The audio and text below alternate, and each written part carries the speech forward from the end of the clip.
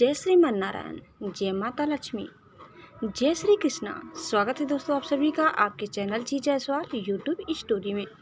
दोस्तों आज हम सुनेंगे भगवान विष्णु जी और माता लक्ष्मी जी की कथा। एक बार भगवान विष्णु जी शेषनाग पर बैठे बैठे बोर हो गए और उन्होंने धरती पर घूमने का विचार मन में किया।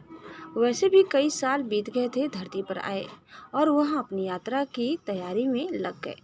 स्वामी को तैयार होते देख कर लक्ष्मी माँ ने पूछा, आज सुबह सुबह कहाँ जाने की तैयारी हो रही है?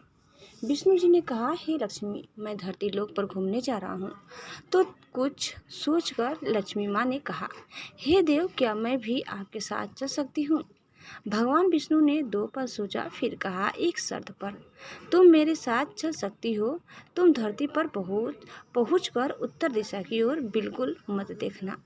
इसके साथ ही माता लक्ष्मी ने हाँ कह के अपनी मनवा ली और सुबह सुबह माँ लक्ष्मी और भगवान विष्णु धरती पर पहुंच गए। अभी सूर्य देवता निकल रहे थे। रात बरसात होकर हटी थी। चारों ओर हरियाली ही हरियाली थी। उस समय चारों ओर बहुत शांति थी और धरती बहुत ही सुंदर दिख रही थी। और माँ लक्ष्मी मंत्र मुग्ध होकर धरती को देख रही थी और भूल गई कि पति को क्या वचन देकर आई हैं। और चारों ओर देखती हुई कब उत्तर दिशा की ओर देखने लगी, पता ही नहीं चला।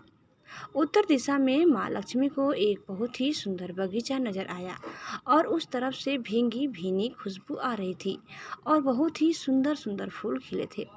यह एक फूलों का खेत था और माँ लक्ष्मी बिना सोचे समझे उस खेत में गई और एक सुंदर सा फूल तोड़ लाई।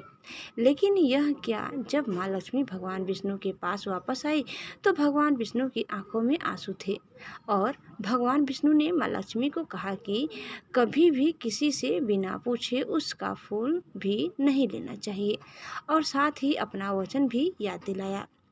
माँ लक्ष्मी को अपनी भूल का पता चला तो उन्होंने भगवान विष्णु से इस भूल की माफ़ी मांगी। तो भगवान विष्णु ने कहा कि जो तुमने जो भूल की है उसकी सज़ा तो तुम्हें ज़रूर मिलेगी। जिस माली के खेत से तुमने बिना पूछे फूल तोड़ा है, यह एक प्रकार की चोरी है। इसलिए अब तुम 3 साल तक माली के घर नौकर बनकर रहो। उसके बाद मैं तुम्हें बैकुंठ में वापस बुलाऊंगा। माँ लक्ष्मी ने चुपचाप सर झुकाकर हाँ कर दी। आजकल की लक्ष्मी थोड़ी थी और माँ लक्ष्मी एक गरीब औरत का रूप धारण करके उस खेत के मालिक के घर आई। घर क्या, एक झोपड़ा था और मालिक का नाम माधव था। माधव की बीवी 2 बेटे और 3 बेटियां थी। सभी उस छोटे से खेत में काम करके बिना किसी तरह से गुजारा करते थे। माँ लक्ष्मी जब एक साधारण और गरीब औरत बनकर माधव के झोपड़े पर गई तो माधव ने पूछा, बहन तुम कौन हो और इस समय तुम्हें क्या चाहिए? तब माँ लक्ष्मी ने कहा, मैं एक गरीब औरत हूँ। मेरी देखभाल करने वाला कोई नहीं। मैंने कई दिनों से खाना भी नहीं खाया। मुझे कोई भी काम दे दो, साथ में मैं तुम्हारे घर का काम भी कर दिया करूँगी। बस मुझे अपने घर में एक कोने में आसरा दे दो। माधव बहुत ही अच्छे दिल का मालिक था। उसे दया आ गई, लेकिन उसने कहा, बहन मैं तो बहुत ही गरीब हूँ। मेरी कमाई से मेरे घर का खर्च मुश्किल से चलता है। लेकिन अगर मेरी 3 की जगह 4 बेटियां होती तो भी मैंने गुजारा करना ही था। अगर तुम मेरी बेटी बनकर जैसा रूखा सूखा हम खाते हैं उसमें खुश रह सकती तो मैं बेटी अंदर आ जाओ। माधव ने कहा, लक्ष्मी को अपने झोपड़े में शरण दे दी और माँ लक्ष्मी 3 साल उस माधव के घर पर नौकरानी बनकर रही। जिस दिन माँ लक्ष्मी माधव के घर आई थी उससे दूसरे दिन ही माधव को इतनी आमदनी हुई फूलों से कि शाम को एक गाय खरीद ली। फिर धीरे धीरे माधव ने काफ़ी ज़मीन खरीद ली और सब ने अच्छे अच्छे कपड़े भी बनवा लिए और फिर एक बड़ा पक्का घर भी बनवा लिया। बेटियों और बीवी ने गहने भी बनवा लिए और अब मकान भी बहुत बड़ा बनवा लिया था। माधव हमेशा सोचता था कि मुझे यह सब इस महिला के आने के बाद मिला है।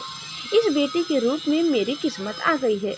मेरी ओर अब 2-5 साल बीत गए थे, लेकिन माँ लक्ष्मी अब भी घर में और खेत में काम करती थी। एक दिन माधव जब अपने खेतों से काम खत्म करके घर आया तो उसने अपने घर के सामने द्वार पर एक देवी स्वरूप गहनों से लदी एक औरत को देखा। ध्यान से देखकर पहचान गया, अरे यह तो मेरी मुंह बोली चौथी बेटी यानी वही औरत है, और पहचान गया कि यह तो माँ लक्ष्मी है। अब तक माधव का पूरा परिवार बाहर आ गया था और सब हैरान होकर माँ लक्ष्मी को देख रहे थे।